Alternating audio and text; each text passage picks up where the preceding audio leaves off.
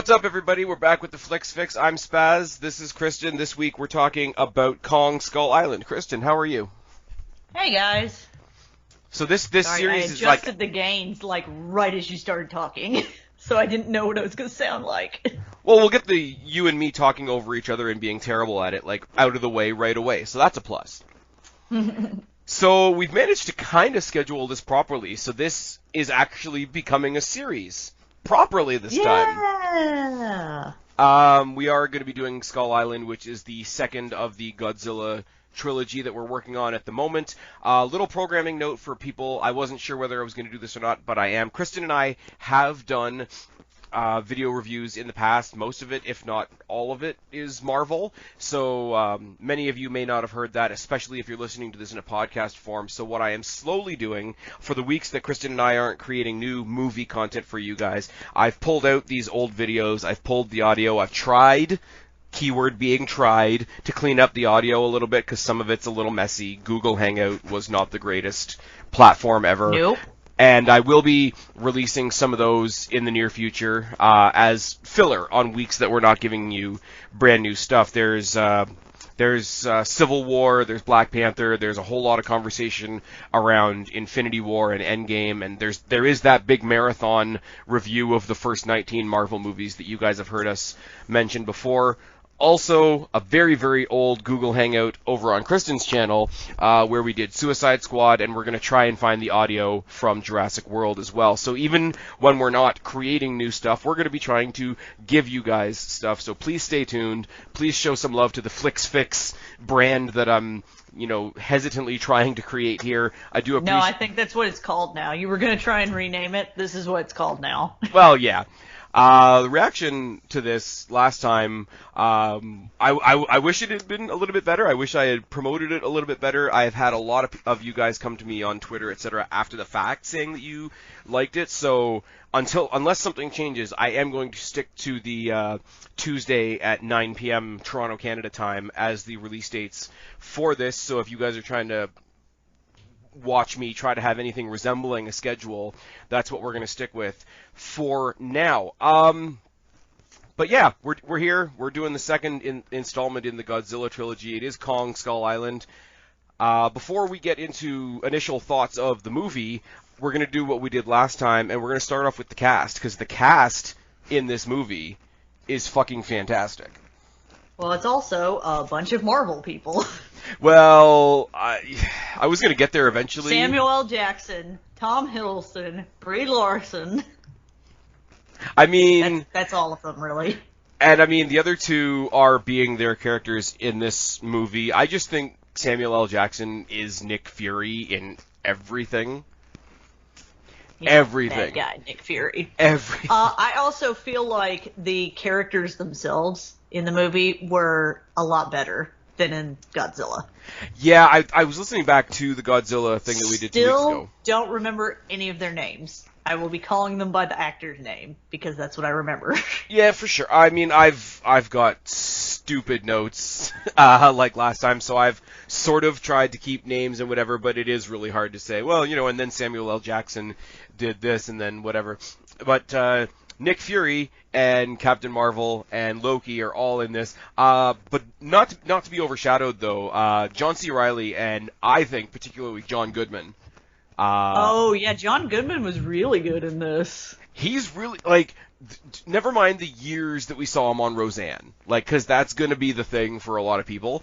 But he's really good and really, I don't want to say intense, because it sounds like such a go-to description, but, he's very easy to believe that he's passionate about something. And he's definitely passionate about what he's doing here. He plays the continuation of Monarch, which we got introduced to us in the last movie. Monarch, we mentioned it in the last podcast, being the thread through these 3 movies, is much more a continuity thing than I even realized. It is very different. I know you've got company while you're watching these, and you may agree or disagree with me. It's completely different watching a movie when you know you're about to talk about it. Yeah. It's complete. I try not to, but I do look at it a lot like when I'm doing like the wrestling reviews and stuff like that, everything sort of gets broken up into segments, and then this happened, and then this person turned, and that kind of thing. It's not as different as you might want to believe. Sorry, I'm scrolling up to the where I have the Wikipedia open so that I can kind of keep track of where we are in the movie. Okay, so I mean, we focused a lot last time on that sort of opening montage of images and whatever. We don't open with that because they sort of hold it off a little bit, and they do that flashback thing. We start off in a flashback of 1944, and over the opening logos, over the opening credits, we don't actually see the firefight, but we hear the gunshots of the firefight, and we see the two planes come crashing down, and it is the planes of young Hank and young Gunpei, I think is how you pronounce it. Yes. Who've just been trying to shoot each other, kill each other. They crash. They're both fine, of course, because it's a movie. They both land right next to each other. Oh, it's World War II, by the way. It's 1944 is why these pilots are there. Right. But it is a pretty cool spot of, there's an idea, especially when, not so much with monster movies, but definitely with, specifically alien invasion movies. It's like the only thing that's going to stop human beings from killing each other is if something else comes along. I think it's an awesome theme that you see in most, specifically Independence Day is where I really think it, because in Independence Day 2 they claimed that like there'd been no Earth conflict for like 20 years, and everybody in the theater laughs out loud. But you see these two guys, and they've crashed, so they can't shoot each other anymore. They both draw their guns, and they both take their shots, and they both miss, and the one pulls out the sword, and they just chase each other, and they run through the forest, because you can clearly do that when you've just crashed your plane. They make it to the cliff, and the two of them are staring each other down, and just in the background, all you see is the one big hand come up, and the other big hand come up, and you see the rise of King Kong's face. And King Kong's terrifying. King Kong is a big, giant gorilla that could use you as an hors d'oeuvre. And if you're watching this movie for the first time, you assume that it's a typical, this is our monster, so we need like two warm bodies for him to kill so that we know he's a monster. And you sort of fade off thinking that. As it goes into the opening montage, the press clippings, the advances of technology, the advances of politics, and rah-de-rah-de-rah. But going into this, if you hadn't seen the movie before, you'd think, okay, this is a monster, and those were his first two victims, wouldn't you? I mean, yeah. I guess so. It's, I don't know, like, it's more a trope of horror movies where, like, I'll pick something cheesy like Scream. You see, the serial killer that pops up in the back of somebody's car just so that we know what the serial killer does. And then he goes on to affect our actual main characters. This, and then, spoiler alert, Hank comes back way later in the movie.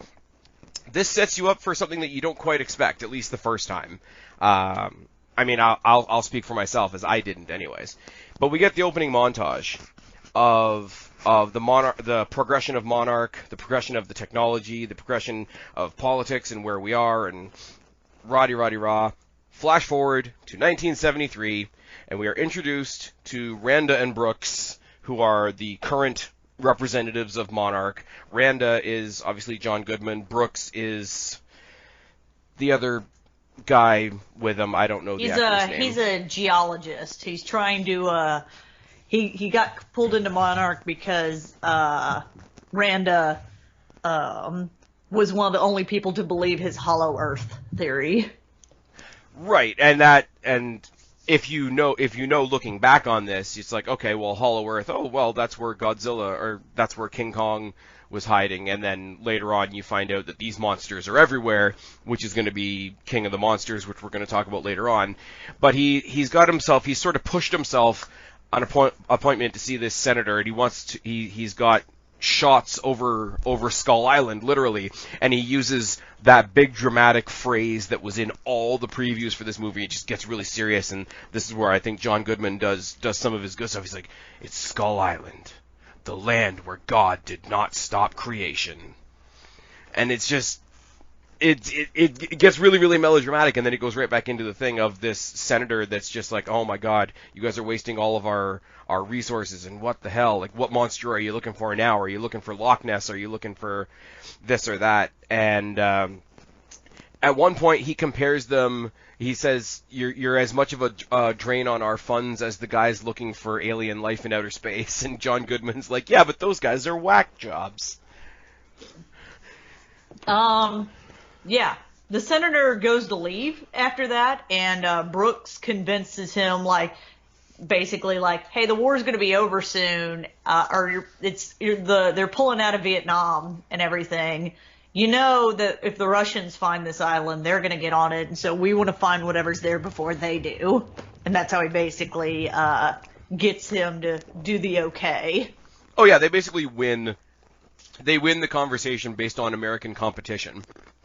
Yeah. Which is great. Can I say something about, we talked about King of the Monsters, and I'm not going to do too much into that. I happened to watch King of the Monsters right after Kong Skull Island, and I totally wouldn't have picked this up had we not watched them back to back.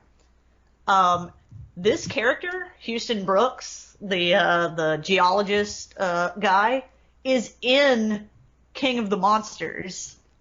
That scene where Mothra like comes out of the waterfall, and they're like monitoring Mothra and shit. Really? And the black guy runs out. That's him.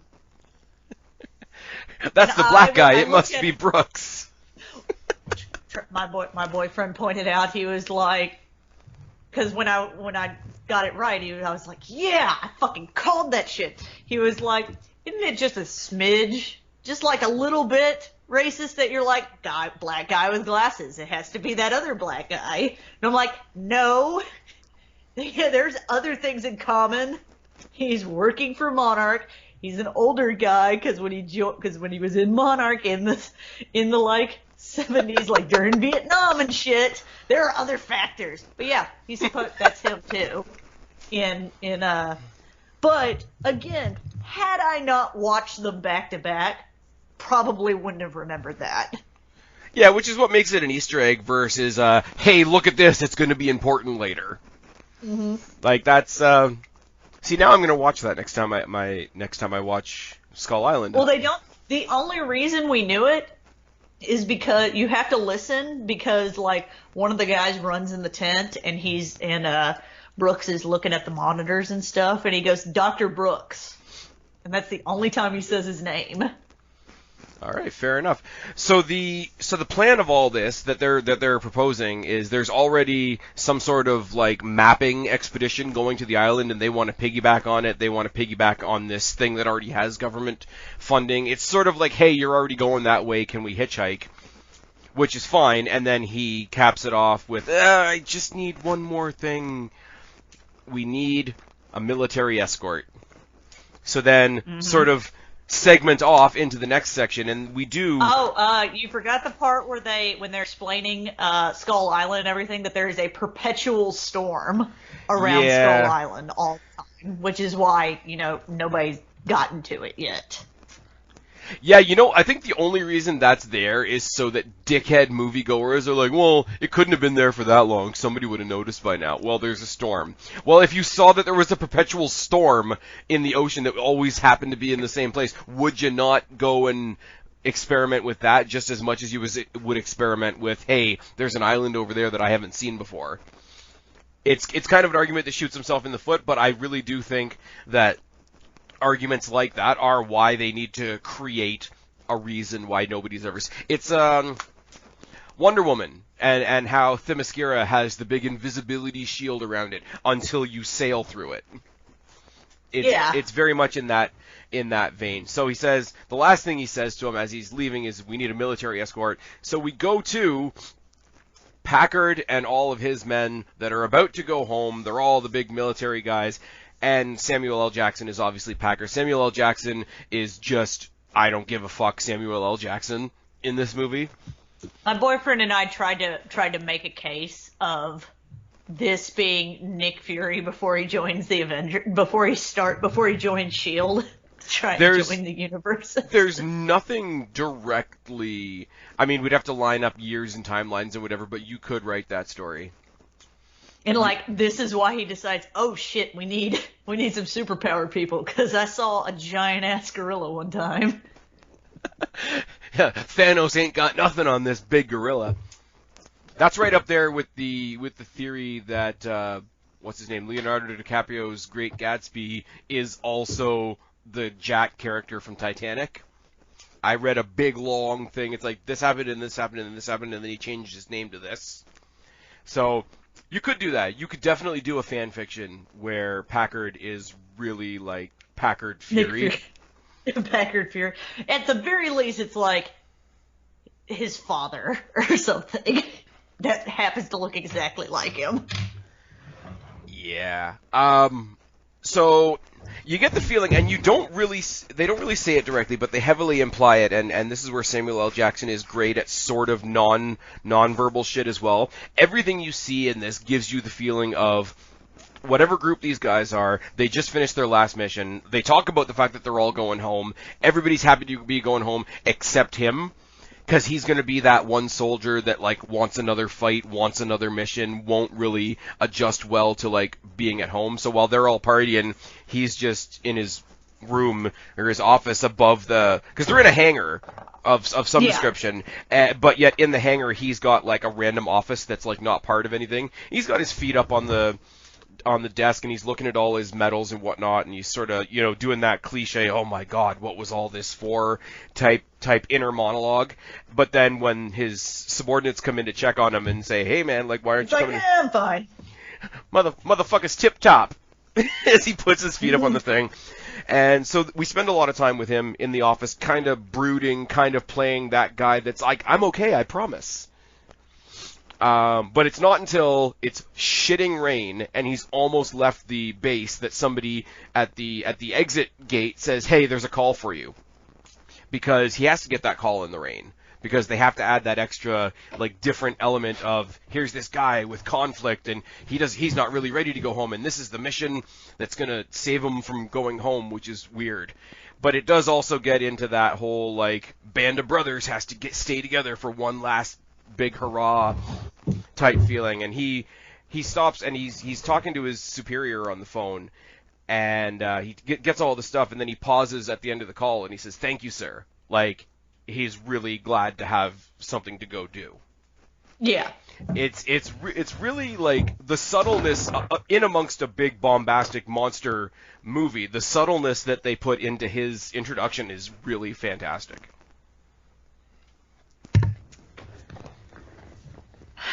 I have nothing to add to that. Sorry. I dropped something on the ground. I was trying not to be loud. Yeah. Well, just stop beating up your keyboard. We'll be fine. Sorry, it's always that loud no matter how gently I type on this keyboard.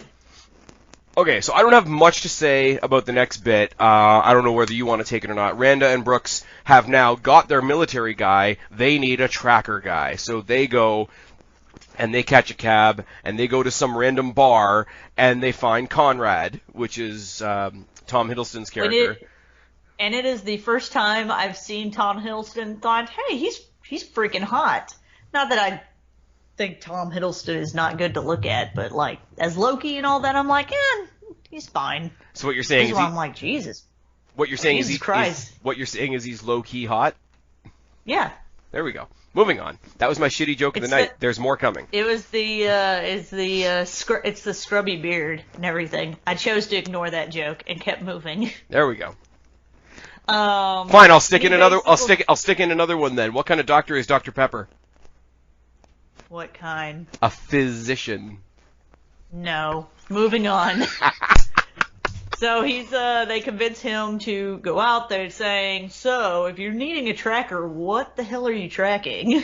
I love the fact that the minute they show up at the bar to look for him is the same minute that he's getting in a bar fight with two other guys that tried to, like, stiff him on a pool game or whatever. So immediately you're going into this big mission that's going to have this, you don't know it yet, but it's going to have this big bit of conflict in it. So obviously the guy that you choose that's going to take you through something as mundane as tracking you're going to find him while he's in the middle of a fight. I love the fact that he sits down and he's and yes, like the Marvel thing, there's no sense pretending otherwise. The Marvel era sort of hovers over this movie, and he is Loki in all the like condescending ways that he talks to him. It's like, okay, you're going to a place that nobody's ever been. You don't know how you're getting in. You don't know how you're getting out. Let me list off all the ways you're going to die. And then he looks at their offer, and it's like, well, I want 5 times this and a bonus if we make it back alive. Which is where Brooks shits his pants, and he's like, what do you mean if? You know, they never specify, not to foreshadow anything, they never specify what they mean by we. If we make it back alive. Like, does everybody have to make it back alive for him to get a bonus? I mean, spoiler alert, guys. Some of the people die in this movie. I mean, a lot of the people die. Like, that's the thing, though. With these movies, right, like, we have the discussion, like we had last time with Godzilla, of, like, okay, all these monsters are causing destruction, but at the end, some of them are referred to as the good guys. You can't forget the massive loss of life that happens in, like, a Godzilla-Muto battle. Now, because they're going to a place where it's not a dense population, and you don't have that, oh my god, every time a building falls over, 1,000 people could have died, you literally have to go in there knowing that the few, like the 20 or 30 people you do see on screen are all going to die. Basically, the people that don't have an intro clip before they go on the trip, like a big one, like, hey, this is who this person is, they go die. Yeah. It's not that dissimilar from Suicide Squad, now that I think about it. Is like their way of building this team.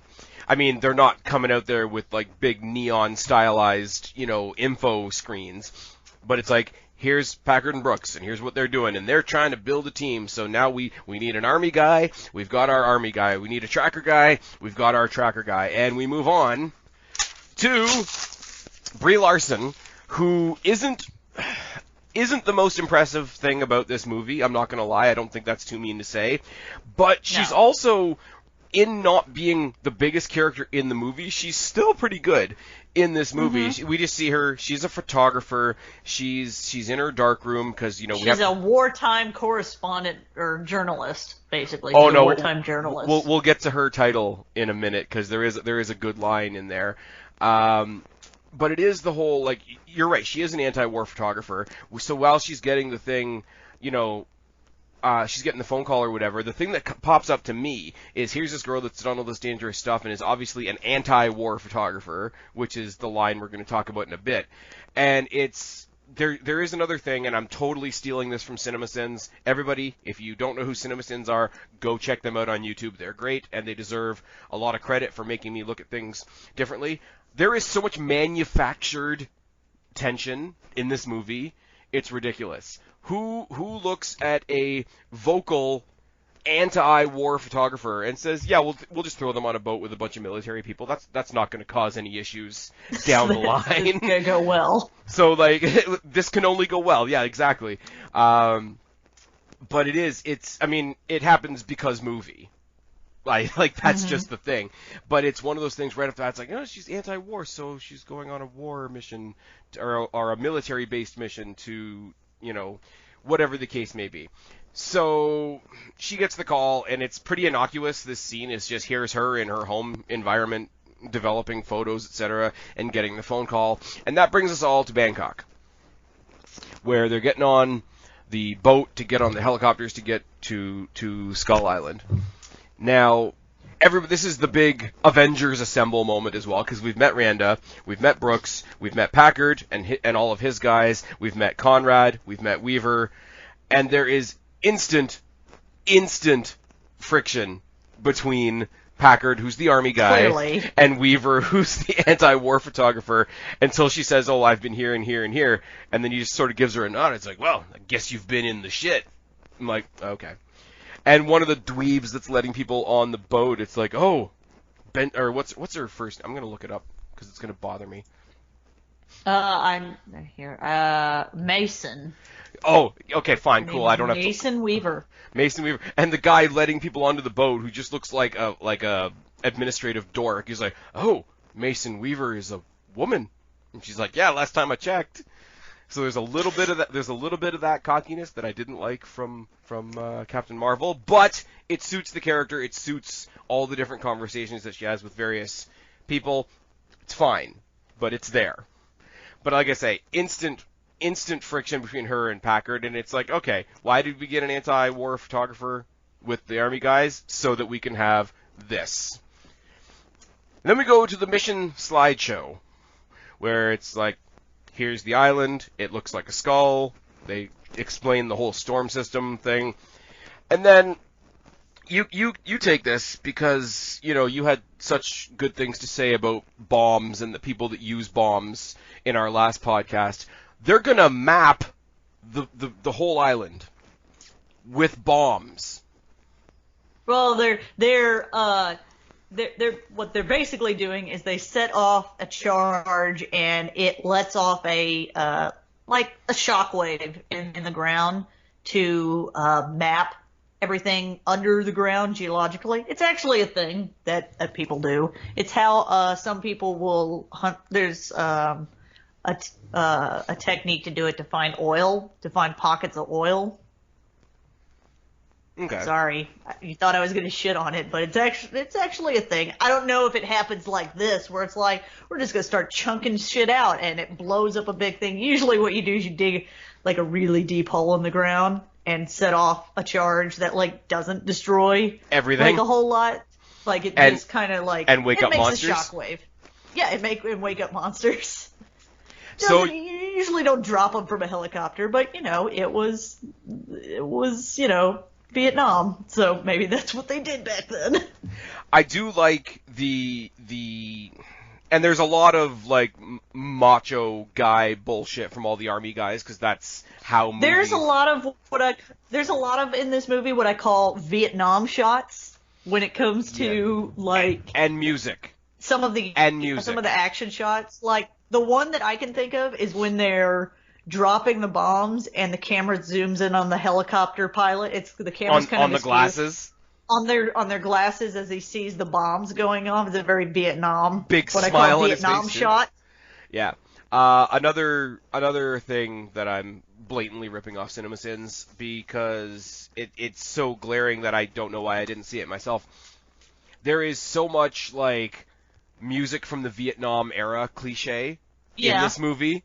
And they said it better than I could, but it's like, it's almost unfortunate at this point, doing a movie like this, you cannot hear any music from the Vietnam era that doesn't sound like a music from the Vietnam era cliche, but it's all through this. And it borders on obnoxious, but as long as it still kind of fits, it's okay. They go on to explain more and more. The reason I mentioned the guys being so, like, macho in the meeting is because they have to show this difference between, okay, here's the macho army guys, and here's the nerdy scientist. And here's the scientist. And here's the nerdy scientist guys. And they even make it more cliche by having them sit on, like, they have opposite sides of the room. Yeah, basically. You hear one of the army guys, and a lot of the army guys I didn't write down their names, so sorry. Even one of the army guys makes fun of it. He's like, hear that, guys? We're scientists now. I'm like, oh, okay, gotcha. The nerd guy, like, passive-aggressively under his breath is like, no, you're not, basically. It's true, but also there is, like, they have to have the army guys sitting on one side and the scientist guys sitting on the other side, so that as you look Not across... only that, they're also wearing different colored jumpsuits, basically. Yep. They've distinguished them as separate on site, by location, by mannerisms. But I love the whole thing is like all the people that we are invested in so far, like Brooks and Randa and Mason and Conrad, are not sitting with either group. Yeah, they are the other. Like, okay, left, right, other. So the only main character that we follow throughout all of this who does fall into one of those categories is Packard. And that... Well, and his army guys. Well, yeah, but I mean, like, his army guys are one half of that divide. So he's the only of all the main characters that conflict with each other, he's the only one that has a group behind him. Because the scientists, I mean, let's be real, they don't last very long. So they go over, they finish explaining this plan. They talk about how the storm is going to cut off all contact with the outside world, because that's not a movie cliche. And then we say we're going to set the ground meet in 3 days. So as a movie watcher, you got it in your head now that even though it's 3 days, you've got a countdown in your head. The minute they land, they're on a countdown, they're on a clock. It's a very cool, subtle, in the back of your head thing to keep the tension up throughout the rest of the movie. Even as we find out other things that are their enemy way more than time, they still know that they've got a clock in the back of their head, which is really good. Mm-hmm. And then Conrad finds Weaver sneaking around down in the bowels of the ship, taking pictures of the weapons and whatever, and they do the whole, like, they're both really questioning why they're there, if this is a science thing, why do we need so many weapons, and, like, they're the ones that are morally above sort of what's going on, and they, while Weaver and Packard had instant, friction, Weaver and Conrad, who are, let's be real, the two most attractive people in the movie, have instant chemistry. Because of course they do. Yeah, basically. And then there's a weird photo. Can I say though, before we go real far into this, I'm comparing it to Godzilla now. Even though the characters, some of them are cliche and some of them are this, and it's kind of like all, I find these characters way more interesting than I did anyone in the first Godzilla movie. Oh, that's totally fair. I think the characters in this movie are better than the characters in the Godzilla movie. I think the characters in this movie are better than the characters in both of the Godzilla movies, even the one we're going to talk about next. Mm-hmm. Because the shitty kid and the shitty wife in King of the Monsters can go suck a fuck. Like, there's way too many cool monsters. You're right. I think if I were gonna rank them, it would go these, then King of the Monsters, then the Godzilla. The how I rank character likability overall. Are you saying that because they killed Bryan Cranston way too early? I mean, yeah. All right, just as long as we're clear. The last thing we get before we go on to the actual mission is the first of two, and they do this again later in the movie with other people, but we just get this weird musical, like, almost music video style montage, and it's just Brie Larson with her camera. This is the Vietnam, this is where a lot of the, quote, Vietnam shots come in. Yeah, where it's just, like, she's going around taking pictures of the boys, and it's like... This is before they get off the ship. Yes. Still Vietnam shots. Right, but like when they're on the boat and they're just like, every guy in there hasn't seen a woman in a while. So first of all, they're all smiling at Brie Larson. Second of all, they're all goofing off in front of a camera. And they're all doing that same totally posed, trying to look totally natural thing. Yeah. And it's just, it's a weird montage because you want to think that it's, okay, this is Weaver, this is what she does, this is how she's going to capture this thing, but really all it does is put a focus on all these guys that are trying to be all super macho under Packard's, like, leadership are really just a bunch of goofs.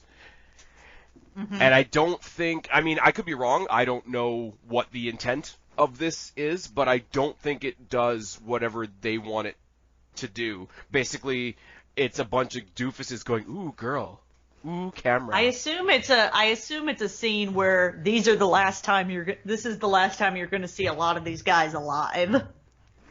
Or this is how good life is before life gets really bad. Yeah. And if that's the point of it, if that's like, I keep going back to horror tropes, but like all the friends in the house having the sleepover that are having the most fun ever before the guy comes in with the knife. If that's the point of it, then I get it. But if it's supposed to be like, okay, everybody else has had their say and this is what Weaver does, it doesn't really do that because we're looking through her camera, which means we're looking at everybody else. So if that's what it was intended to do, I think it backfired a little bit, especially when we do it again later on in the movie, basically the same thing with different people. So, we all take off after the big debate. You got the science nerd guy arguing with all the army guys. The storm's a little worse than we thought it was going to be. Oh, yeah, I like the scientist guys like, nope, we're turning around. And I'm like, were you not at the briefing where they say there's a perpetual storm around the whole thing? But it's more perpetual today than it was yesterday. Like the storm that we have fucking satellite photos of, and then it's still clearly here? That one? That perpetual storm? Oh, yeah, we're just going to turn back. Yeah, we just paid all this money. And we brought these army guys whose like specific like deal is like we're really good at like flying helicopters through storms. Yeah, they're like, really good at like taking deal. taking care of people through transportation and extraction. Like that's the reason they got like these specific pilots. But it's also like you say before, that. like all the cliches are in one room, and he's here with all his logical in his mind. He's the coward. He's the cowardly scientist. If this were Jurassic Park, he's the lawyer guy that runs into the bathroom and gets eaten. Like off he's the that toilet. guy. Off the toilet. Oh, we need to do original Jurassic Park, don't we? I mean, at some point. Yeah, we do. But yeah, that's who he is. But I just think it's. But no, you were saying before about we gotta get out of here, guys. Yeah, but it is kind of funny because it does sort of represent the real world where like there's the jocks and the nerds. So even if he's 100% wrong, even if he's 100% right, he's there to say that stuff so that everybody else in the room can be like, "You're a pussy." Yeah, that is his whole purpose. And they do the thing. They do the thing, and they do the same thing in Jurassic Park. They do the same thing in Jurassic World. They do the same thing in a lot of movies. There's no way I'm getting on that helicopter. Smash cut to him getting on the helicopter. Getting on the helicopter, yeah. I mean, it's... yeah. We're like, yes, you are. Stop. The whole scene of them just punching through the storm is weird. Because everybody obviously has their different reactions. The scientists are like trying to protect their equipment, and they're kind of... I like how they go through this massive storm with the doors of the helicopter open. I like how they fly through lightning and nothing gets hit. They basically look like, for everyone that saw the most recent Star Wars, Rise of Skywalker. It's like when Rey is like flying through that fucking storm to get to Hexagon, basically. Yeah, I could see that. It's a non-comedic version of Guardians of the Galaxy 2 when Groot and Yondu do like 700 jumps and their faces get all like distorted and shit. Yeah. But like, it's really cool to watch because you've got the guys that are really interested and genuinely curious, like Randa and Conrad. You got the military guys that even if they are shitting their pants, they're going to put on the big brave macho face and we can get through this. This is nothing. Da da da. And then you got the scientist guys shitting their pants. But you've got Samuel L. Jackson's character while they're flying through all this, telling the story of Icarus. And how they're not Icarus because the government is not a neglectful father and he gave us wings of, 100% cold rolled Pennsylvania steel. And the entire time you've got the president, what's-his-face, bobblehead, just like going crazy while he's doing this big monologue about the story of Icarus. And it shows, it's a brief look into how crazy he gets. Real soon is just he sounds like a preacher while he's doing the Icarus story, and it's very Sam Jackson is what I'm saying. Yes. And I don't know, it's like the storm's there and it's not, and they punch through it. Basically, they get to the eye of the storm. Yeah, they get to what they think is the worst part of the storm, and then it's over. And then from then on, since we're making the Jurassic Park references, they do sort of like the peaceful Jurassic Park flyover, where everything is like serene. Everything is pretty and magical and it's so and you only see the pristine. And very much like Jurassic Park, you only see the peaceful creatures at first. You don't see the skull crawlers. At first, you don't even see Kong. At first, you don't see the big giant tree grasshopper thing that we're going to see later on. You don't see anything. You see the lush fields and the dense forest and the big mountains and open sky, and it's all sunshine, even though it's completely surrounded by storm, which is weird. It is the Jurassic Park opening flyover in King Kong form. But then the scientists land and the rest of them start dropping the bombs. And even when they're dropping the bombs, they're just having a good old time. And the more they smile, the more the audience has that built-in knowledge of, you can't be that happy, you're about to get fucked. Yep, you're about to die. And it starts with the tree. Because you don't even see Kong. You just see all these guys smiling. So I was saying earlier about the Vietnam shots. This is actually where most of the Vietnam shots are, where the sunglasses with the bombs in the background, reflection, and them dropping the bombs and all this crap. This is where the Vietnam shots are.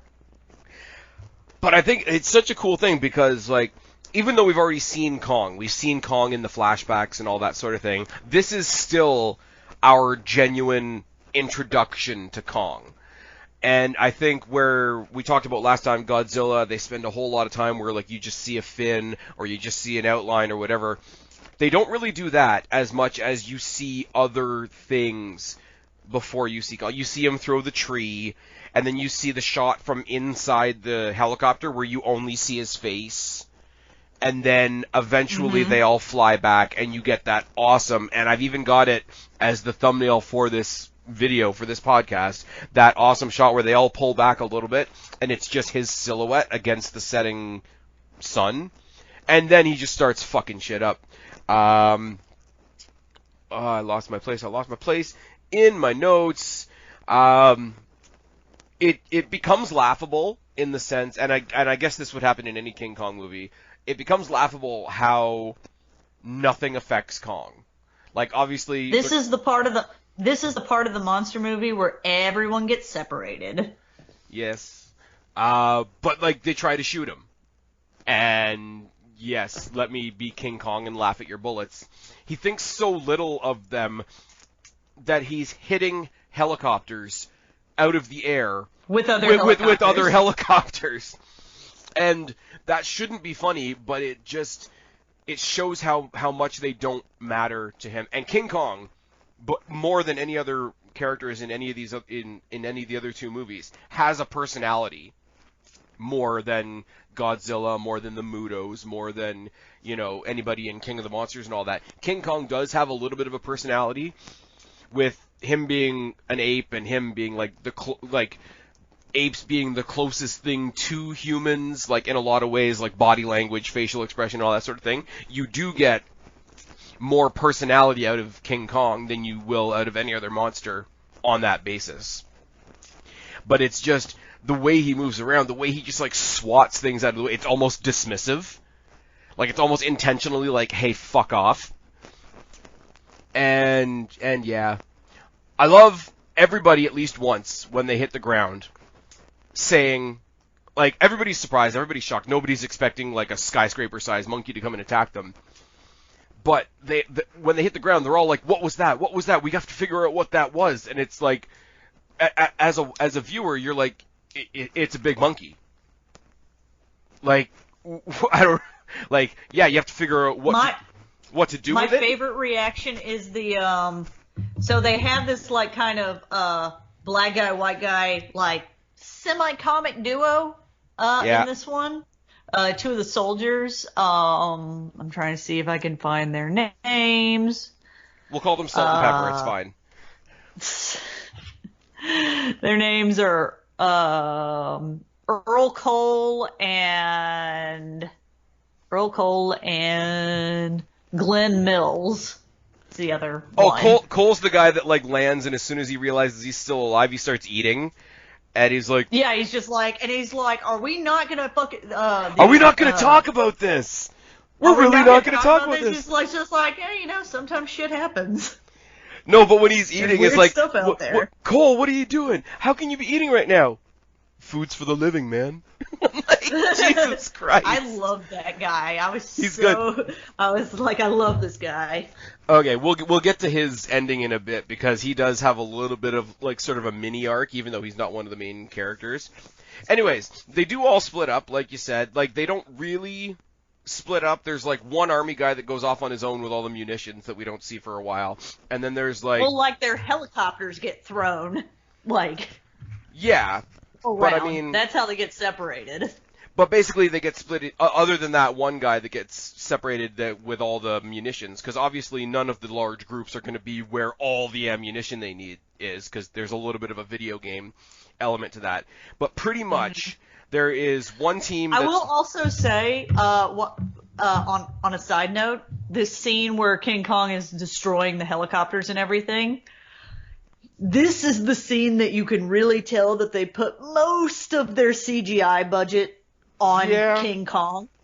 Yeah. Because if you look at there's something wrong looking about the helicopters. When you say video gamey, that's what it reminds me of. It looks very video gamey, and I couldn't like put my finger on it for a little while, and like the helicopters are like shiny. Yeah. When normally they wouldn't be like, yeah, they're metal, but they wouldn't be like, they're a weird kind of video game shiny. And it's really distracting when Kong is in there because he is CGI'd really well compared to everything else. Yeah, and the thing that we know isn't real looks more real than the things that are real. Yeah, basically. Anyway, no, well, what I mean by video gamey is it's just, of course, they had to spread things out all over the island because now you have to mission to go and find stuff. And I've you've got one guy that's over here where all the ammunition is, but the groups that are looking for that ammunition have to go on, call it a side quest before they fight Kong or anything like that. But basically, you get two groups. You get one group with Conrad and Weaver, obviously, because they're the little sparkly romance thing that's already started off. They're very intriguing to each other. And on the other side, you've got a couple more guys with Randa and Packard.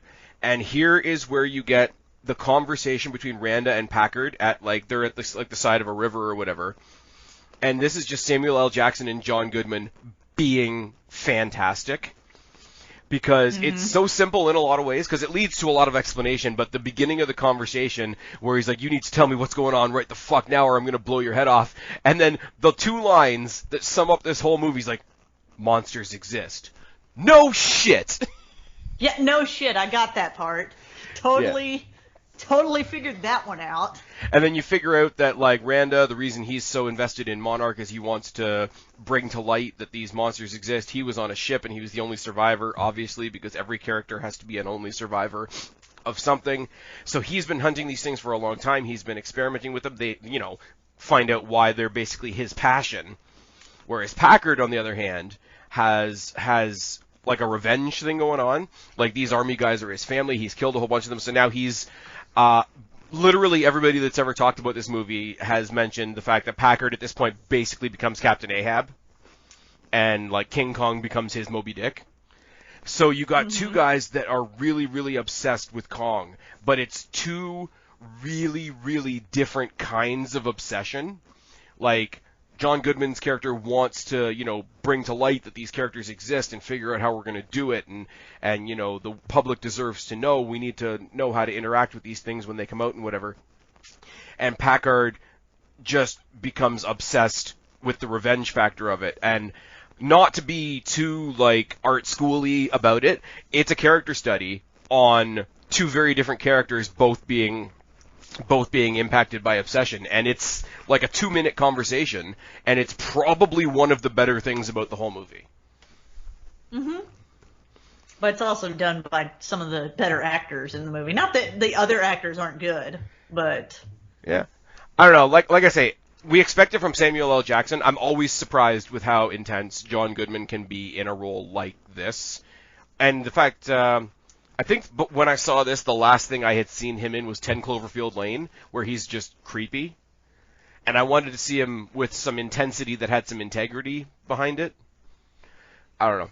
That's just... And plus, yeah, each time you see John Goodman, even though he can do more, you still have to shake off the Roseanne feel from him a little bit. Anyways, so Brooks is with the other team. He's with Conrad and Weaver. They're sort of filling time at this point. Brooks is telling them all about the Hollow Earth theory and how the Hollow Earth theory brought him and Randa together, and that's how he got involved with Monarch. They pause at the water, and the big water buffalo looking thing that has antlers like the width of the river sort of pokes its head out. Basically, all the animals on this thing are like, here's a normal animal, but it's like bigger, and if it has like horns or something like that, it has like 2 times more of them, or 3 times more of them. But this is where the movie has to stick in that whole, like, not all the animals are dangerous. If you don't pose a threat to them, they won't do anything to you, because obviously the military guys, you know, because they're macho and it's all they know how to do, they pull out a gun and they're going to shoot it. They're, like, going to try and shoot it. And I mean, like, once again, this thing's whole face is horn. So you're going to shoot it in the horn. And they all, like, you know, the other ones, Conrad and Weaver and Brooks, get them to all calm down and put their weapons together, and the thing just kind of goes, sloshes off away into the really, really dirty, seaweedy water. So there's our first little bit of I don't know what you call it, the moral messaging of the movie, per se. Like I say, it's pretty filler, but it's something they need to put in. It's a little bit of the background on how Brooks is there. I kind of wish I cared more, because they never make him a character that you care for. Yeah. So, I would care if I cared. He's a comedic guy. We switch back to Packard once again, and for a little while, it just becomes, hey, these are all the different monsters that we have. So we had the big moose thing that came up out of the water, and then went away, because those are the good guys. Those are the guys that aren't causing any threat or whatever. Then you got Packard's guys, who are obviously under his leadership, and he's more aggressive, and he's angry, and he's going crazy. So more things are going to happen. He buries his men, and he sort of puts the helmets on the ground, and sort of promises vengeance to Kong and all these sort of things. And this is where we have them walking through the forest, and it's not really a forest, it's spider legs. And Spider-Leg just comes down. Almost all the monsters that aren't like a named monster, because they do this in King of the Monsters as well. You could tell where they had to start making up monsters. Yeah. The imagination slowly goes away. I don't know, it's a big fucking spider. I don't know, it's the whole, like, they're supposed to be army guys, and they're supposed to be, like, aware of shit, right? So if you're walking through the forest, how long would you have to be walking through the forest to realize, hey, these trees don't have tops, and by the way, that's a big fucking spider. Never mind the fact that it's a spider, but it also has claws, so it's like a spider crab thing. And for that one that kills the one guy, he basically lifts a foot and, like, puts it down, like, through the guy's throat, like, through his whole body. Like, yeah, basically. So it's walking, essentially. Trees don't lift. It's a cool scene. Don't get me wrong. The whole reveal. I found it to be very forgettable, because I completely until you brought it up, I was like, oh yeah, that did happen. It is cool the first time you see it, and then afterwards, after you think about, okay, and this could go for a lot of the movie, but it's cool if you make the conscious decision to not think about it too much.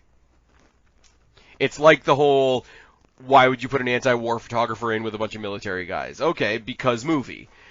This is cool. The whole spider leg thing, like, and the guy's, like, in the middle of taking a drink, too, and you don't even see the thing go. You just turn around and you're like, oh, that guy has a tree through him. Oh, wait, it's a leg. And as soon as they notice that it's a spider, then it makes all kinds of noise. So before then, it just wasn't. Which is fine. Just hanging out. Just chilling. Okay, so we go back to Conrad and Weaver's group, and they discover these ruins that are all painted up with white and yellow all over the stone, and it looks really cool. Until you see the natives, it kind of looks like it could be a set from like an Indiana Jones thing, a little bit. Mm-hmm. But you meet the natives, and the natives are obviously going to be defensive against these intruding people, but they don't come to blows. There's no violence or anything like that, because who pops up to save it all and smooth it all over and make all the introductions from this world and this world? We get Hank back, and it's John C. Reilly. And he's fucking great. He's great in it. I love him in this. And it's just like, oh, hey, you know, it only took them 20 or so years, but I knew you were coming. I threw my jacket on and everything, and he's got the big fucking Santa beard going. And it's like, all right, okay, everybody needs to relax. We can all be friends. And he sort of like starts showing them around a little bit. And then we have another scene that's sort of out of nowhere, because it's just one of the soldiers. and I don't even know if it's from the Conrad and Weaver group or whether it's from Packer and Randa's group, but we just see a soldier getting some water at the creek. Oh, it's the guy. His name is. He's one of the few guys that I remember his actual name because they say it a lot, and now I'm gonna have to look it up because I don't remember it off the top of my head. Chapman. He's the one that the helicopter guy that has the one of the big helicopters and all the ammunition. And it has all the ammunition in it. Okay, so he's the one that's off on his own, and so he's off completely by himself. He just gets a front row seat to Kong. Samuel L. Jackson told him to stay put, and they were going to come get him. Yeah. You see Kong, and it's the first time you sort of see that Kong's not completely impervious. Like, you see the obvious big scars that have come along his arm and how his hands are all cut up and whatever. And he takes a little. And those are from the helicopter blades and stuff, or what he fought them. Well, this is the thing. He's got a little tiny cut from when he probably got a helicopter blade to the arm. But it's just, again, the whole, like, laughable, like, look how big he is, look how small everybody else is. He takes, like, a little handful of water to, like, splash it up on his hurt arm, and it causes, like, a tidal wave. Yeah. And then you see him, and it's kind of weird and it's kind of random. You see him just kind of reaching around in the water, and all of a sudden he notices, like, there's this big octopus. It's like a fucking kraken. Like, it's like another, like, it's just giant squid. And we're just left to watch this guy watch Kong. All the animals on this island are normal animals. They're just fucking huge. They just multiply them by like 10. But I mean, like that would be a criticism if the main monster of the movie wasn't the same thing. Like, that would bug me. Like, if these monsters, if the octopus and the big moose and whatever were fighting Godzilla, it would be out of place. But they're fighting Kong, who himself is just a bigger version of something we know. So I get what you're saying, as in, like, it doesn't seem like they're not very effortful creations, but it fits. Kind of. Oh no, I'm saying it fits this island and everything, but it's just like, just everything's like fucking bigger. Because there's a scene later with John C. Reilly, and he's talking to two people, and he's like, "Okay, keep your eye out. Watch out for the big damn ants." He's like, "No, even in the trees. What's in the trees? Ants." And they're like, "What the fuck?" And they're like, "You think," but they're like fucking like huge. Oh, because they hear them, and it's like, "Oh, it sounds like birds. They sound like birds, but they're ants." Yeah, but it's fucking ants. You know what though? That's one big thumbs down on the whole movie. We don't ever see the big giant bird ants. No, we do not see the big giant fucking ants. It's fine. So we see King Kong. John C. Reilly is like one of my favorite things in the movie. I was like, if this man does not make it back home, I'm gonna be pissed. Right? This wasn't the first time you saw this. No, this is the first time I've seen this one. Oh. Because Travis, my boyfriend Travis, is kind of, I wouldn't say strictly a Godzilla guy, but he didn't watch this one. Oh, okay. When it came out, because when it initially came out, it wasn't immediately obvious that it was part of the MonsterVerse until they were like, "Oh, and by the way, look at all this other shit." Oh, okay. So this is brand new for you. Yes, he had seen it. This was brand new for me. He had seen it like once before, but he hadn't seen it in a while. So. Okay. So this is going to fall into that large category that Guapo tells us about, where it's like Kristen hasn't seen anything. Yeah, basically. I would also like to add, I know it's a little far into the thing. Did I mention this on while we were recording or while we were off recording? That I wasn't aware of this being a different movie. Oh, because you thought this was the one that had Jack Black in it. No, we were talking about that before, yes, but you can talk about it again. We started when we started this movie. My boyfriend and I was like, so is Jack Black like the guy who's going to be stuck on the island? Because there's always a guy stuck on the island. That's just how it is.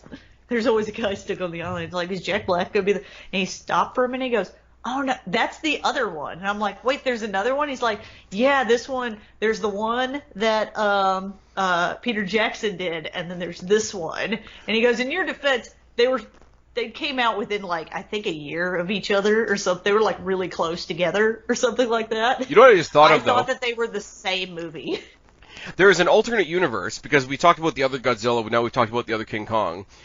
There's an alternate universe where Matthew Broderick and Jack Black are the world's last hope against all the Titans. Yeah, basically. That is terrifying, because both of those alternate versions are terrible. Moving on. So we see King Kong fight the giant octopus. It's all good, and he just kind of, like, drags it away afterwards. Like, you know, you hope that he's going to eat it and not just, like, shag it behind a mountain. The one thing I will say about King Kong, and where my sympathy goes for King Kong has nowhere to go. No, he's just on this island. He's on the island, but, like, there's no, like, okay, at the far end of this island is my cave where I live. Like, he sits on the island. He's sitting on the whole island. It's like, I'm not a comic book guy, but I see pictures of Galactus, and Galactus is, like, bigger than planets. Okay, so where does he... planets. So where does he live? But that's a stupider example of what I'm saying here about King Kong. Where does King Kong live? Like, anywhere he sits down, he's killing. Yeah, basically. He's too big for his house. I don't know where I was going with that, but it's just he has nowhere to go. So when you see him dragging his food off somewhere else, it's like, where are you going? Like, you live somewhere else. You live everywhere. So we go back to the natives. We go back to Hank and the Brie Larson, Tom Hiddleston group, and he walks them through the old crashed up. It was a boat, but they've made it look like a cave inside with all the different drawings. I do like the way they do the paintings with all the pillars and yeah, the paintings are pretty cool. Where you have to be standing a certain way, yeah, to see the perspective. Anyways, so here is where we get into carbon copy of Godzilla territory. The natives fear the skullcrawlers. The skullcrawlers are the things that come up when there's nothing else to keep an eye on them. Kong's whole species used to keep them in line. So King Kong is Godzilla in this movie. The skullcrawlers are the Mudos. It's fine. You know, he lets them know. But he's also the last of his kind, and they make a point to say that he's still growing. He's young. Well, yeah, because this is only basically. This is only 1977, I believe. So if the future movie that we're getting is Kong versus Godzilla, I'm assuming that's going to be current day. Yes. I haven't heard anything either way, but no, they go all on about how these things they hibernate underground, which is a throwback to Brooks's Hollow Earth theory. And, you know, Kong's species used to keep them underground. The explosions woke a bunch of them up, and it's a good thing that it was only the small ones and not the big ones, because you don't want to wake up the big one. Because apparently he's like, there's a big one down there. Yeah, which is kind of funny, though, because it's like, why is the big one down there? If the big one, because he goes on to say the big one killed Kong's whole family. So if the big one that we're going to see later on killed all of Kong's family, how did Kong by himself get it into a state where it was like back in rest or whatever? It's a little bit of a plot. Maybe if it had to fight all of them, if it had to fight, I assume they injured it, even if he killed it. That's fair. But yeah, the bombings woke up a bunch, so heavy-handed with the moral message of, hey, this is what happens when humans interfere with the natural order of things, and you're going to fuck up Kong's plan and all that sort of thing. Talks about how because Kong is the last of his species, these natives, I keep wanting to say the kiwis, but that's a fruit. Yes, that is a fruit. And it's also what you call people somebody from New Zealand. Yeah. I'm a Dakota Kai fan. It's fine. But yeah, no, the name of the native tribe is very, very similar to Kiwi. I just can't think of it right now. And the last painting you see is... Yeah, I forget what they're called as well. This huge painting at the front of this cave. See if I can see it on here. The huge painting at the front of the cave is basically like Kong is like a god to them, and Kong saves them from the skullcrawlers, and it's all fine, it's all wonderful. And then he says, oh, well, you're trying to get to here. You can't get there in 3 days.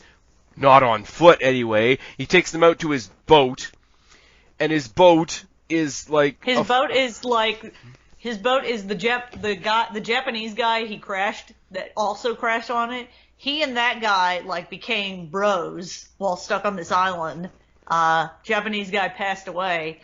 But before he did, they took his P-52 Mustang and the Asian and the Japanese guy's Zero, and like kind of transformed them together into a boat. Yeah. That they're still working on. And one of was it the scientist guy, the one guy that said he wasn't going to come because like it's all like windy and stuff. He says that's not a boat. That's not a boat. That looks like it's made out of 100% tetanus. I mean, yeah, it kind of does. It does. It's not wrong. It does look like a floating pile of garbage. Like that is a thing. And then for a second time, we get another montage of Brie Larson just taking pictures of people. And it's the same. And I know they couldn't put too much thought into the natives of the island, but as I was watching it, I'm like, because what's his name? John C. Reilly's character, Hank goes on this big thing about how like they don't have like land ownership and all this. They just kind of like they don't have language and all. Yeah, they don't have language. They're beyond all of that and shit like that. But I feel like they do have a level of classism because, you know, they have all these tattoos on them, and there's some that are yellow, and then there's some that are red, and then there's, like, 2 people that have, like, these blue tattoos, and they're the ones that are, like, fucking in charge. It was just interesting, a thing that they, like, put detail into, but never addressed. Because when they find them in the forest, all the people that are there are people with, like, yellow tattoos. So right. Clearly they're the ones that are, like, maybe hunting or at least security, some sort of, like, quote, military. Oh, like, what's your station within the tribe type thing. Yeah. But you know what, yeah. though? I don't mind that, though, because in so many movies like this, you would see the only thing that they put detail into are the things that absolutely matter. So to have this entire tribe who don't really do anything, let's be real, and I'm not trying to be... They don't talk.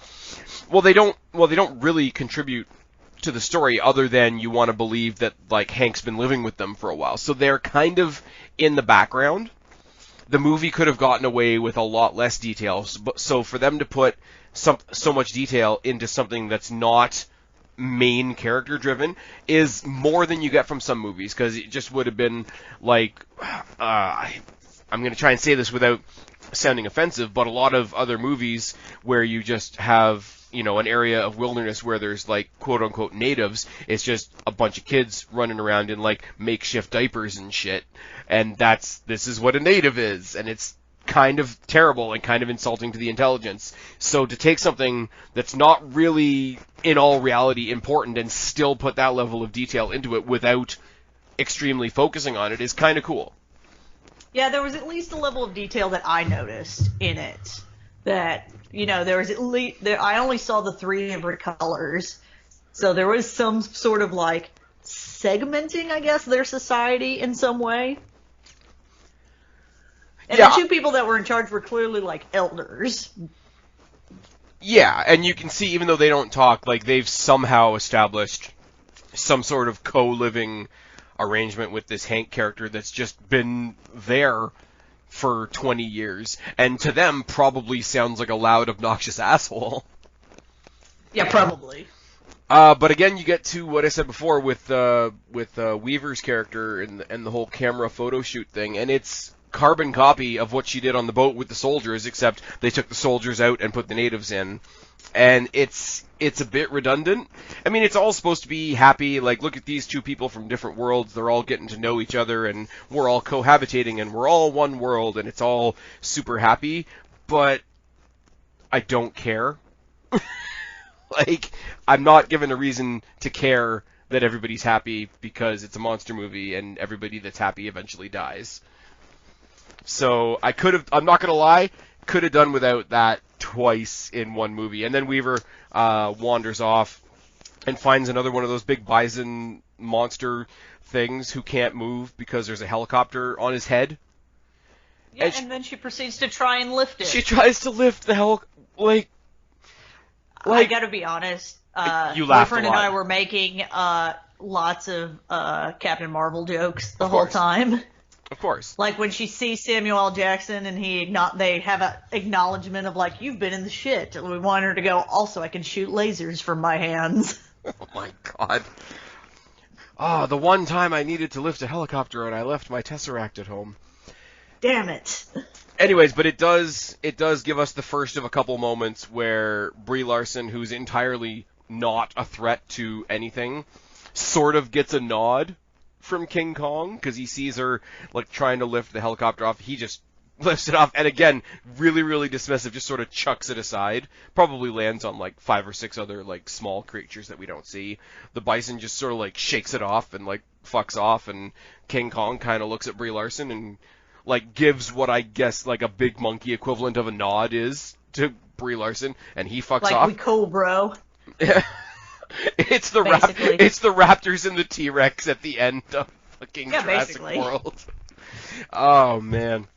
But it is that cool, like, you know, King Kong's intelligent. He's making a difference between like what's a threat and what's not a threat. And yeah, there's something coming up later on that I'm gonna jump forward to King of the Monsters for, but we're not quite there yet. We go to I've lost my place in my notes. That's how that happened. Oh, Chapman is sitting on a log, and he's eating something, and he's writing his note to his kid. And the thing with Chapman writing his note to his kid is a joke throughout the whole movie, because anybody who's talking is like, "Dear Bobby, we're in the shit." Billy. Billy, Dear sorry. Billy. I was close. But yeah. That's fine. So he sticks the note to a tree, and he's having a drink or something or other. And, of course, the log that he's sitting on isn't a log. It's a giant stick bug. It's a giant, like, grasshopper, whatever. And It's a stick bug. it's Groot.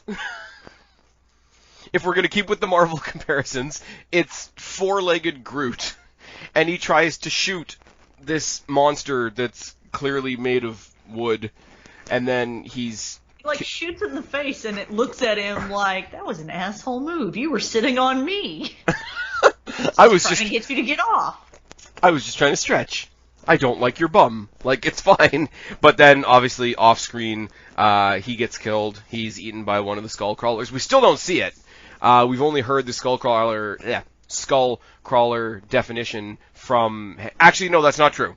Because they do show, like, a random flashback of Kong fighting a couple of the skull crawlers while he's describing what they are. But this is the first time in current time that Skullcrawler attacks somebody. And this is Chapman, and you have to remember that Chapman is the guy that has all the ammunition, and Chapman is the one that Packard keeps driving everybody onward with, saying, this is the guy we need to go save. We have to go save him. We're not leaving somebody behind. When really he just wants to get to all the weapons. And he's trying to sound more human by saying, I'm not going to leave my man behind. While he's walking around with a big angry handful of dog tags, which is sad. Like, whenever they throw military characters into a movie, they have that built-in sort of, like, emotional amulet of, like, carrying around somebody else's dog tags to just remember, this is how many people died, and then that rattling just becomes, like, a really sad sound. But really, he's just looking for the weapons. We have Conrad and Weaver, and they're on the top of a mountain, and they're being all, like, contemplative about the world and looking at the Aurora Borealis through her camera, and they have their long bonding moment, and they definitely are, okay, these are the two hot people of the movie, so we're going to have them be romantic for a minute, and... Kind of. Very vague romantic. I mean... They don't kiss the entire movie. I think the only time they even have, like, a little, like, oh my god, are you okay moment is later on. Oh no, like they're not, like, it's not a cheesy thing. Like, they're not sucking face, and we don't assume that they're going back into the cave to shag, but, like, they're the only two characters that are really having the deep emotional, like, connection conversation, whereas it's like, you can project them forward a little bit in your mind, and it's a happy thing. It's a good thing, but they're also, this is the couple of the movie. Even if they're not a couple, they are the couple of the movie. Yeah. If you get what I mean. And it's nice, and it's sort of feel good, right? It's not too shoved in your face. It's not. But it's like, definitely there.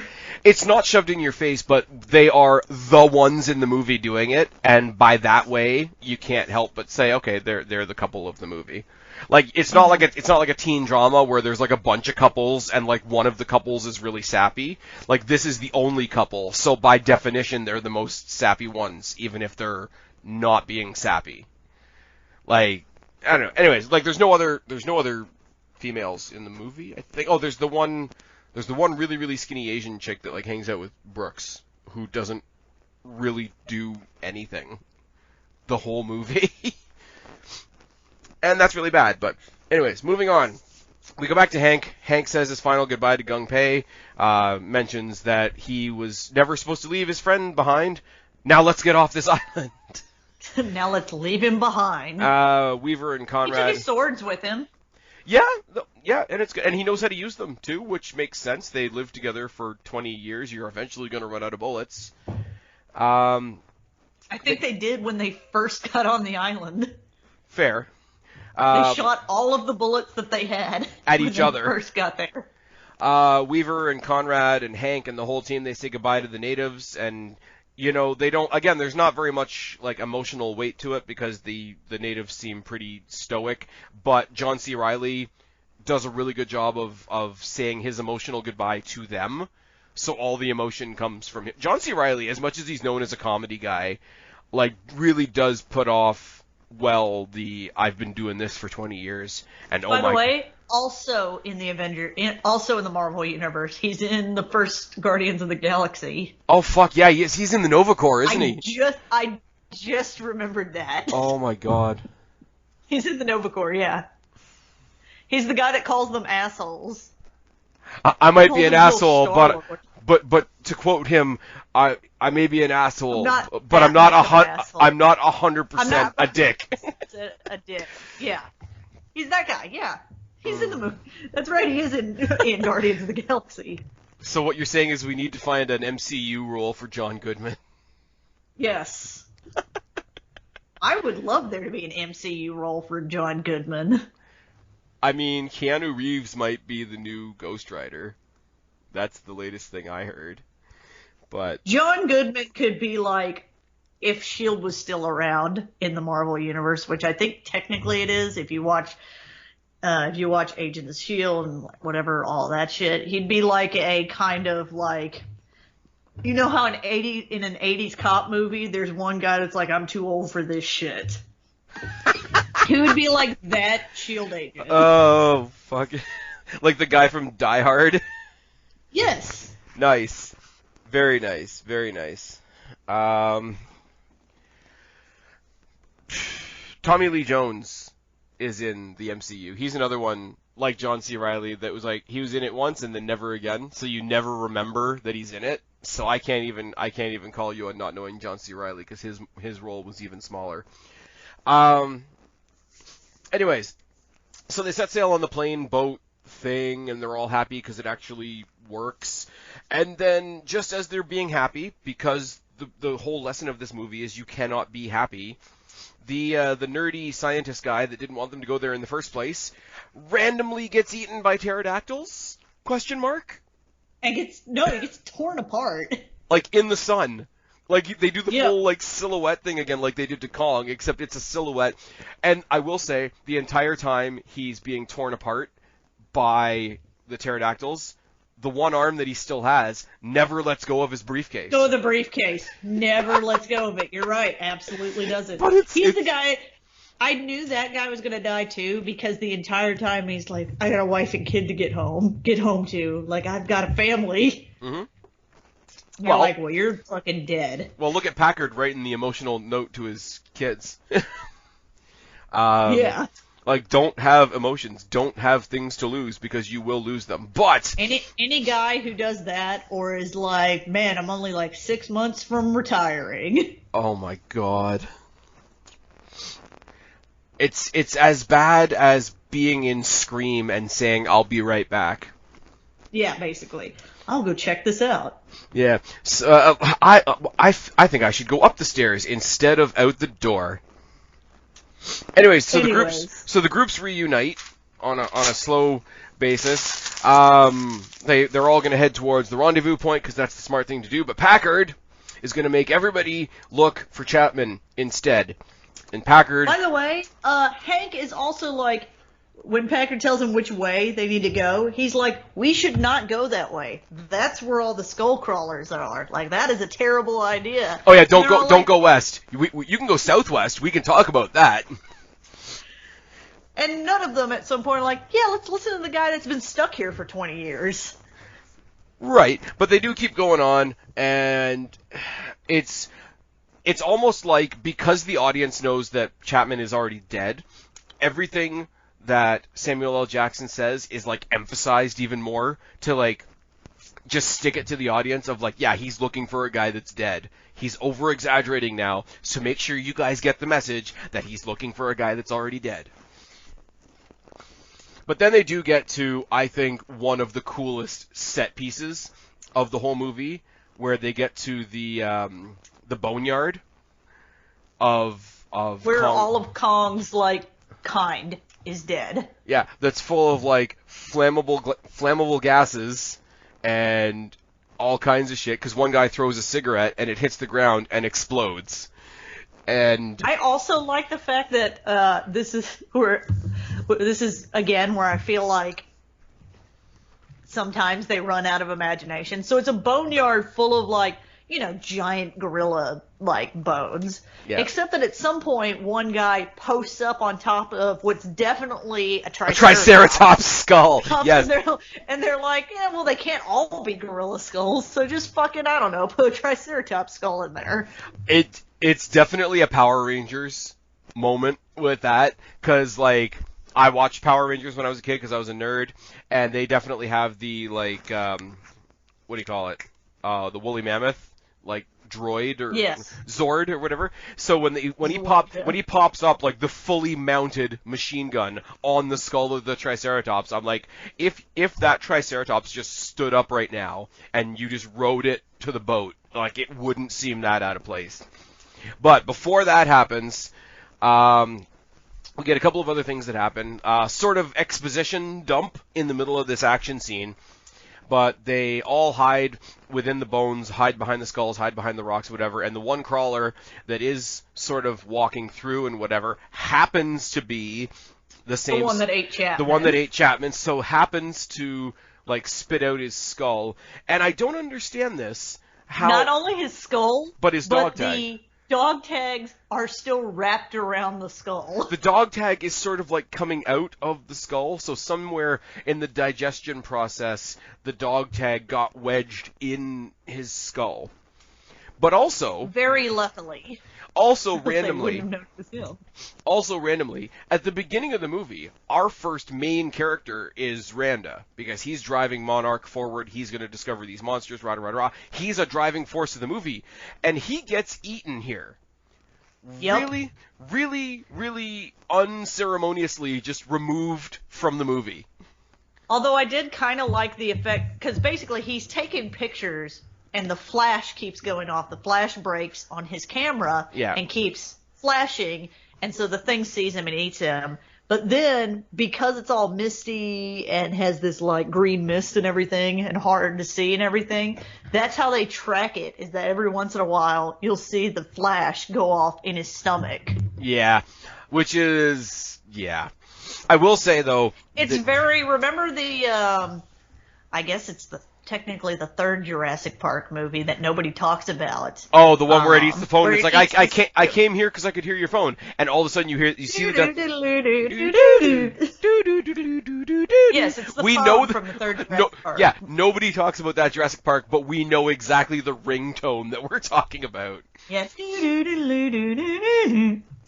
But what I do love is when one of the guys goes down, he's got a bunch of, like, supplies and whatever, and one of them are these gas canisters. So in amongst all the gas that's already in the area of this boneyard, this green gas comes out, and what's his name? Conrad grabs the sword off of Hank, for reasons, grabs a mask off of the guy that just died, and there's this awesome shot. Oh, yeah, he goes to save the kid that I kept calling Spider-Man because he looked like a little like, Tom Holland? like the kid, yeah, like Tom Holland, like a little bit in passing. Right. Like if you looked at it from a distance, you could be like, is that Tom Holland? But they don't shoot it like a regular action thing, like while he's cutting through all the pterodactyls, because, pterodactyls, why not? There's a lot of slow-mo shots in this movie as well. Right, but they have this segment where it looks completely like a left-to-right video game. Like a left-to-right tracking shot. And there's nothing incredible about it, but I can't think of any other movie, at least recently, that has that, like, he's plowing forward through all the enemies, but he's going left to right. It's like old school Mario or Sonic or whatever trying to get to the next level, and it was just, I don't know, it doesn't change the entire scene, but it's I don't remember what we were talking about in Godzilla, but it's just different enough that it makes it stick out a lot, because he just looks like he's mowing the whole fucking field at that point, especially the very last one where they show the back of the dinosaur and then they just see his blade cutting through it, and the blood is like really, really cartoony purple. So maybe we could have done without that close-up, but it's just a really, and I mean, Tom Hiddleston just out there with a sword fighting dinosaurs. Like, say that sentence over in your head.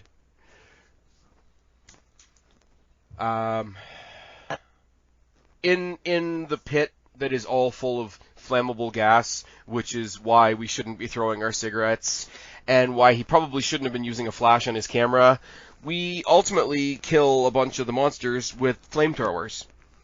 Yep. I don't really need to say anything else about that. Chapman goes on about this thing, but we still gotta find Chapman, and they bring him Chapman's thing, and the mask kind of slips a little bit from his character, and it's like, well, we're not going home. We're still going to kill Kong. Like, regardless of Chapman, he's still not leaving, because he still wants to kill Kong, which is fine, because then we get to Chapman's helicopter, and this is where all the army guys that have been following Packard are looking at each other like, what the fuck? I think our boss has lost his fucking shit. But they grab the napalm, they grab the weapons, they grab the explosives and whatever. Weaver and Conrad go the other way. They're having another little moment on a cliff, and King Kong comes back, and he gets pet on the nose by Brie Larson. I mean, there's worse ways to spend your evening. Yes, this is where her and Conrad have their moment of like, oh, are you okay? Yeah. And it is pretty shot for shot. Oh, no, that's not it. That's later. That's later. Sorry, I'm ahead. Right. But it's just funny because I think about, like, there's certain shots and certain moments that are obviously meant to make you think of other movies.